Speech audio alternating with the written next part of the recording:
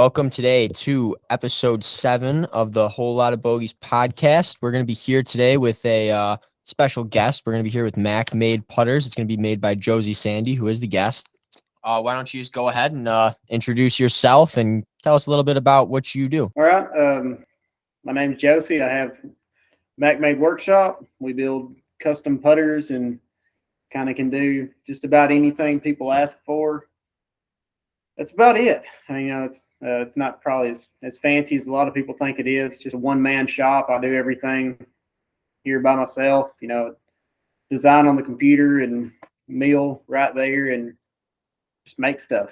It's kind of a thing to do. What got you into making the putters? I built hot rods and muscle cars and fabricated metal that was my career. That's what I did for a job. I mean, it was fun, so it wasn't much of a job, but I still did it. And then when you build pretty high-end muscle cars, we were doing six-figure stuff, which is pretty lucky to do. And when you do that, you start to really push the boundaries of what's available. So when you push the boundary of what's available, you start making your own parts. And with making your own parts, we had to learn how to design parts on CAD. And then once we kind of got pretty good at that, we decided to machine our own parts to cut out the middleman so we could get exactly what we wanted to the highest degree. And I used putters as a way to teach myself how to run a CNC, how to design stuff on SolidWorks. It just seemed like the easiest thing to do, I guess. And I'm a golfer, and I had a really bad day of putting, so I was like, go with it. Let's make a putter. Ready for a change, ready to switch it up. Yeah, it's always the putter's fault. It's never our fault. So I figure if I made my own, right. I could fix everything that Scotty Cameron did wrong and Odyssey did wrong and do it and make the perfect one. So here we are. Oh, that's awesome. Yeah, you had to go back to the drawing board and do it right. That's fun. That's a good story. I like that for sure. Well, I had to try to do it. I don't know if I'll do it right. But oddly enough, mine still miss every now and then. So I haven't made the best one yet, but it's coming. I'm sure it's coming. But I got to say, I like the TIG welding you do, too, on the necks and how you join sometimes the actual head of the putter to the neck. Because coming from a trade background myself, doing electrical, I just have an appreciation for any type of trade work in another field, like a hobby. Like, it just makes it kind of cool. Yeah. Sure. Yeah. And like I said, that's what I did. I was a fabricator way before I made putter. I put down dozens of miles of TIG welds on cars and chassis and stuff before I ever made. So I really perfected, or I wouldn't say perfected, but I got as good as I could at that craft. And then it just kind of worked great to this.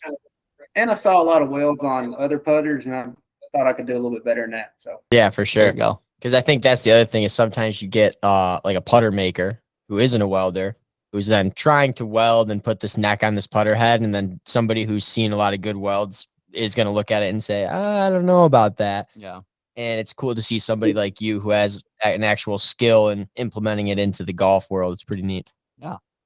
Exactly right. I came into it from a very different avenue than other people did. Like you said, a lot of putter makers then have to learn how to weld or learn how to finish metal, whereas I had those skills and then I had to learn how to make a putter. So it's kind of how you can probably tell the difference between mine and somebody else's. It's just two different ways to get to the end product. So it's always neat. For sure. And are you to get someone like the color and everything going with your putter? Is it heat treating that you're using, or? I'd say 90% of what I do is torching putters, like all the golds, the blues, kind of the dark grays and stuff. That's all different ways you can torch a putter to get at different heats, and then the different ways you can finish it from there. I do a couple chemical coatings, like an acid dip or a black oxide or a gun blue and that kind of stuff. I don't do many or any kind of like paint coatings just because I don't like doing that kind of stuff. It's just not my forte. I kind of like the more natural feeling of the metal. I always feel like in the car world, you do a good job on a car and then you kind of paint it. to hide all the imperfections and whatnot. So I like to let mine kind of be what they are, just natural. But yeah, that's cool. Definitely with your background too, having that trade and that skill, I'm sure it definitely shows in like the craftsmanship. And like you said, like you can tell right away when a weld is not done right. You know what I mean? And you're definitely not going to be getting that in your product. You definitely shines through for sure. You can even see it in the pictures. You know what I mean? On Instagram and whatnot. Yep. I saw a pretty high-end putter right before I started making one, and I was a guy at a country club I was playing at, and he was kind of bragging about how much he spent on it. And then I looked at it, and I had a little bit of knowledge about the machining world, and I saw that there were just a lot of areas that it was lacking. It was not perfect, and it could be perfect, but just a little bit of extra effort in a couple areas, you could make it a lot nicer. And so I saw a lot of potential to grow when I saw that. And then because I didn't know custom putters existed, to be honest with you. And then this guy told me about it, so I looked it up, and I was kind of astonished, really, about kind of what these things went for, and then the quality that was being passed on to people as the best end product they could receive. And I was pretty confident I could give people a better product than what was out there. And so that's what I try to do now. Yeah, that's awesome. One thing before we get any further into the putters, what do we got sitting behind you back there in the garage? I was gonna say, you got to go a little bit into that. Yeah, your background's looking sick right now. Like I said, I built hot rods and muscle cars my entire life. That's what me and my buddies grew up doing. Like we always had a garage at home, and we would go out. We'd turn a football game on, crack open a beer, work on a car. That is my dad's '68 Firebird. I restored that for him twice because I restored it for him once, and then he rolled it through a ditch into a field, and so then I had to restore it a second time. Yeah, he's fine. Car was hurt. I replaced every body panel on that thing. Behind that is my '79 C10, kind of a barn find patina truck that I cleaned up, and it's now the shop truck, and I drive it just about every day. It's all brand new and fancy under it. Your grandma could drive that to town and back. It's easy. Dude, that's awesome. That's awesome. That's what I really like. Cool. Dude, yeah, I saw the Firebird peeking out. I had to ask about it. It's a beautiful piece of machine right there. I think. Thank you. Yeah, that was Dad's emergency work on it today. He blew a clutch up, so we've been working on that all afternoon. He actually just left. Dude, hell yeah, that's awesome. Quick question back to the putters, dude. What was that? I said multi-purpose shop. We do a lot of. Oh hell yeah! There you go. Hell yeah. But back to the putters. Just a quick question that kind of was coming to mind when you were talking about looking at the putter that the guy you were playing with at the country club was using. What stock putter do you think is actually like kind of up to a decent standard for being mass produced, if you know what I'm saying? Like something you look at and you're like, okay, they didn't really cut too many corners. This actually looks pretty all right. For sure. And I appreciate everything from like I said, from building cars. Once you understand how cars are built, you understand the corners that are cut by General Motors so they can make 1 million Corvettes. They literally make 1 million Corvettes. And so once you understand, you kind of see, oh, well, they definitely wanted to make that shape, but they couldn't because they had to make 1 million of them. And so that's the same way with putters, the same thing. Like if Odyssey put the time into each putter that I did, they'd have went out of business 20 years ago because they just can't. Yeah. They're making stuff for the masses, and all power to them because it's a completely different skill set to mass produce something than it is to make a one of one. Yeah. Right. So each one of them at different price points have their own appeal to them. But as far as like a putter you could go to just a local sporting goods store or pick up at your local pro shop, Bettinardi's are pretty nice. As far as like what would you consider a box store brand? The Toulon stuff from Odyssey, they're also really nice. Yeah, Sean Toulon is a really good putter designer. Yeah, And then the stuff that you can get from Wilson now for, I think, like $149 or something. That's pretty impressive. Because I see the machining that goes into it, and they're pretty nice for what they are. Like, so it's cool that there's all different levels of it out there. Are you referring to those new Wilson staff putters, and they have like that original kind of blade shape that Phil Mickelson plays?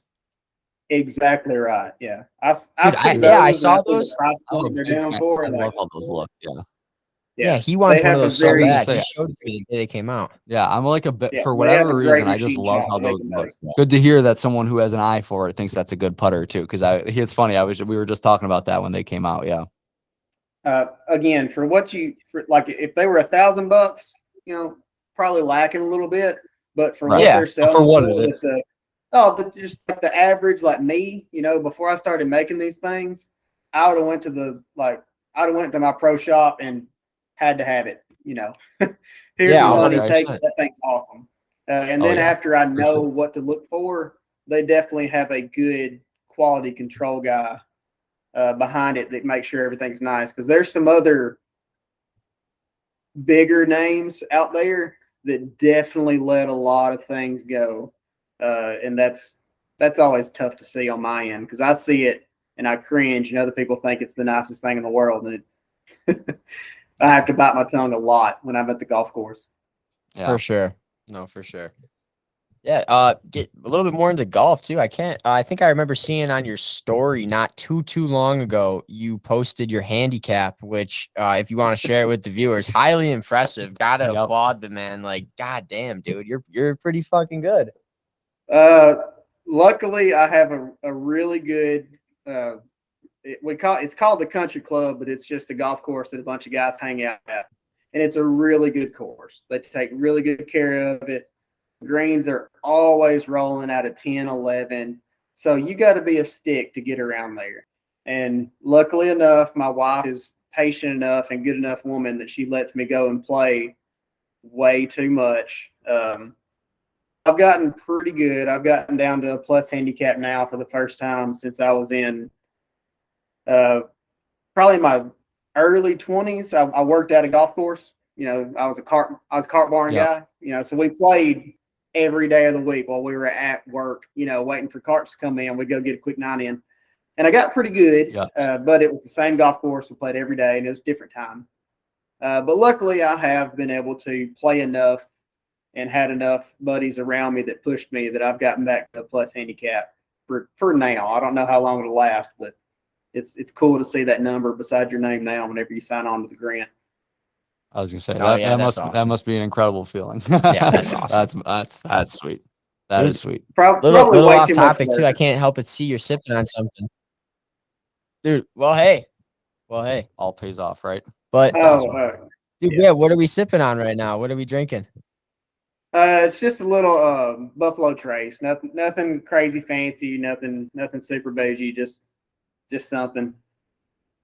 Yeah, a little casual sipper. Hell yeah. Is that the company it's like the oldest whiskey company in America or something like that? They've been around for, I don't want to be out of pocket, but I thought I heard something crazy about Buffalo Trace. Yeah. Yeah. I'm not the biggest Buffalo or bourbon snob in the world, but I think there's probably 2 or 3 brands that claim that, and I'm pretty sure they're one of them too. So it's I've definitely heard it around. I don't even think I've ever had it. Yeah, but shit goes down and gets you. Let's go. Hell yeah. There you go. Dude, do you follow any golf? You watching like this kind of live PGA scandal kind of unfold and all this controversy going on in the golf world right now? It's a crazy time to be a golf fan. Yeah. For sure. I'm 36 years old, so I grew up in the prime Tiger era, so I follow it. I'm a big PGA Tour guy. I watch it all the time. Y'all can't see it, but I got a big old TV in the shop. I'm actually sitting on my putting green / indoor hitting area right now as well. So I'm a pretty big golf dude. Like, me and the buddies come over here and we watch football at PGA. We always have a big thing for all the majors. So I follow it all pretty good. The live stuff is interesting. Like, I don't know if y'all have watched a lot of it, but it's real easy to watch. I'll give them that. Like, it's a pretty good. Yeah. It's not a TV product yet, but it's good on YouTube. For sure. I think I don't want to speak for both of us, but if I had to guess, we pretty much kind of both have the same opinion on it where we both like golf. There's some good golf going on there. So I'm going to tune in and I'm going to watch if I'm not doing anything, you know? Yeah, I was gonna say they're definitely doing a really good job of putting out a Yeah. good product for people to watch. Yeah. Yeah, absolutely. I like I their was catchphrase too. The whole immensely blink. impressed. Yeah, I was very impressed with their production value or the production level on the first one. Because especially when I heard it was going to be YouTube only, I was like, well, this is going to be. Yeah, it's just refreshing, I think, too, for the golf world. We kind of needed something like that to kind of get that younger generation involved. Because I mean, and it's doing a hell of a job. I don't know if you've seen the like good those guys on YouTube too. They're doing a hell of a job of getting guys relative to our age or even younger involved in golf. Like we grew up golfing, but Yeah. a lot of people we know kind of overlooked the sport, and now they're picking it up and saying like, "Man, where the fuck's this been my whole life?" Right, exactly. Exactly. Yeah, So for getting sure. back to a little bit. I was on the golf team in high school, like, you know, way back when, and it wasn't necessarily like the losers sport or anything, but it definitely wasn't cool, you know, like it wasn't the cool thing, like, oh, he's on the golf team or, oh, you're going to play golf this afternoon. That's cool. So it is neat to show a different light of it this afternoon because I know the golf that you watch on the PGA Tour, it is not the golf we play on weekends. You know, like when it's me and we've got a crew of about a dozen guys that play at our country club, and it's loose. You know, everybody's talking, shooting the shit the whole round. It's not PGA Tour hush. You know, like, you know, keep it down. It's way more fun than they show on TV. So it is cool to get a little bit of a different angle on golf than what we've always had. Sure. Absolutely. And competition's always good. Oh yeah. I think a lot of guys too, they get out of high school and they were an athlete and they kind of miss having that competitive edge. And then they just start, you know, picking up the golf clubs and throwing down little skins games with their boys, $5-10 here and there. And then next thing you know, you're hooked and you're spending $300 every couple months on trying to fix that putting game and finding whatever's the newest best thing. Yeah. I always say that golf is the best sport because it's something that you can watch on TV, like we are just talking about, and you can watch these guys in the PGA and Live who are just incredible. They don't miss a shot. You know what I mean? They're throwing darts out there, and then we can actually go out and try to do it ourselves at a relatively, you know, obviously we're not playing at those crazy courses, but we're doing it. You know, we're playing the pretty much same game as them. You know what I mean? So we get to experience it firsthand how hard the game is. You know what I mean? Everything like that. It's one of the things I love about golf. Definitely. I always tell people nobody or almost nobody can go out and play basketball for any period of time like Luka Doncic or Antetokounmpo, or you cannot throw a football like Tom Brady. But for every round of golf, just about all of us will hit one shot that's as good as the pros could. You know, we've all stuck 1 to 2 feet from 150 out and been like, any pro in the world would pay for that putt or pay for that shot. We've all made a 20, 30 footer we didn't deserve to make. Every pro would pay for that shot. For any one small moment in time, we can be just as good as a professional in golf. For 18 holes, definitely not. But for one swing at a time, you can actually get lucky and do it. And that's really cool. And when you feel and plays this dumb game so much. Yeah, that's an awesome way to look at it. I've never really thought about that before, but yeah, like, I'm not going to be able to throw a baseball 95 miles an hour ever, but I will stick that one chip real close to the hole, you know? Oh yeah. That's a great way. And you don't have to, you know, exactly right. I don't have to, you know, dedicate my time to working out and doing all this and that and becoming a super athlete. You know, I can just go out there and play and, you know, I'll have one of those good shots. Like you said. Yeah, that's awesome. Happen anytime, the appeal of it. Yeah, for sure. I got to ask too, what do you have in the bag right now? What irons you playing? What driver, 3-wood? What are you swinging? I'm pretty lucky in the golf world. Once you kind of start making stuff, you start meeting people. When you meet people, you start meeting people in the business. So I've met a lot of people in the business that have had a lot of stuff kind of fall off the truck a little bit, which is pretty cool. I've got Ping G410 that may or may not be missing from a college complex.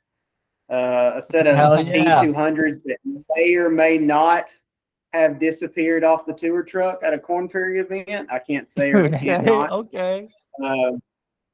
Yeah, so stuff like that's pretty cool. It allows my bag to look a lot more impressive than it probably should, but it's cool. You know, you meet people and people know people, and people know where people got, you know, forgot some stuff. So it's pretty cool. There you go. Yeah, A that's lot of awesome, people man. help. What ball you playing? Yeah, that's awesome. I play Strixon, was it XV or XZ? I forget. But I've been on the Strixon bus for quite a while. Our golf course it's an old country club, so it's very tree lined. And I used to play Pro V1, but once they hit a tree once, they're pretty much ruined. Where them Strixons can take, you know, 3 or 4 good licks off a tree and it's still in like that. Yeah. I was going through 3 or 4 golf balls around that I didn't lose, just were scuffed up too bad from catching tree bark. Whereas the Strixons are a little bit tougher, and I like that. Yeah, there you go. Yeah, I found the softest ball is the Chrome Soft X. Like if that thing catches a tree or even just catches the path, the scuff's usually like 20 times bigger than any other ball. Yeah. It's smoked. Yeah, that's a good way to put it. Yeah, for sure. That's always the worst too, when you lose a ball without losing a ball, right? Like when it stays in play, but then you can't. Yeah, when they made the Pro V1, they probably didn't take into consideration how it would play after it hit a tree. But for most of us, that's pretty important. And I think Strixon might talk about that, and I appreciate it. Absolutely. For sure. The last round we played of the year this year, I tried out the Strixon Q Star Tour ball. So like not their top level ball, it was just a 3-pack they had at the pro shop when I was walking out. And I was impressed. I thought it was real straight off the tee. It had good spin around the greens. I had good control with it putting too. So I thought it was a good ball. Yeah. Yeah, that's why I went with the Z-Star. Like I did the whole ball fitting, and it in the Pro V1 were, you know, neck and neck. And so I bought, you know, probably a sleeve or 2 of both of them, and I just noticed the Strixon could go, you know, 2 or 3 rounds of taking a pretty good beating and still look pretty good, whereas the Pro V1 was just getting ripped up so much. And I just couldn't justify, you know, throwing away a golf ball after 3 or 4 good holes and just being, you know, it's trash now, and just couldn't do it. So Strixon's in the especially when bag, good now. Those balls aren't cheap, and I mean there is a certain level of importance too with playing like that same ball over and over again. Like I give the analogy of like, you remember in gym class growing up, there's that one basketball, that one football everybody runs to because you know how it's gonna go when you throw it or when you dribble it. And golf balls are the same way. If you want to know exactly how that ball is gonna chip around the green, come off the putter face, come off your 7-iron, like find one ball you like at a good price, stick with it. I like to eliminate variables as much as I can, and golf is pretty hard. So at least if I know the golf ball's perfect every time, I can't blame the golf ball if it doesn't go where it goes. I can pick something else to blame, but I can eliminate one of the other 50 variables that I think about every time. Yeah, so that way it's like it can never be me, and it's never the golf ball. There you go. That's exactly right. Yeah, the other 50 probably, because it's not my bad swing, but it's definitely something else. But it's not the golf ball. No, definitely not. Around Buffalo, right?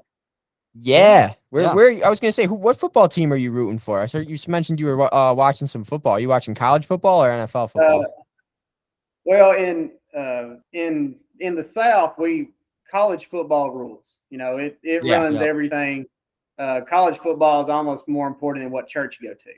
It's a big deal around here. And my shop's in Alabama. I live in Alabama, and I'm a pretty proud, you know, Tennessee fan. So we happen to beat Alabama this year. It was a pretty big deal for me. So down here, I'm a Tennessee Vol fan by birth and by right.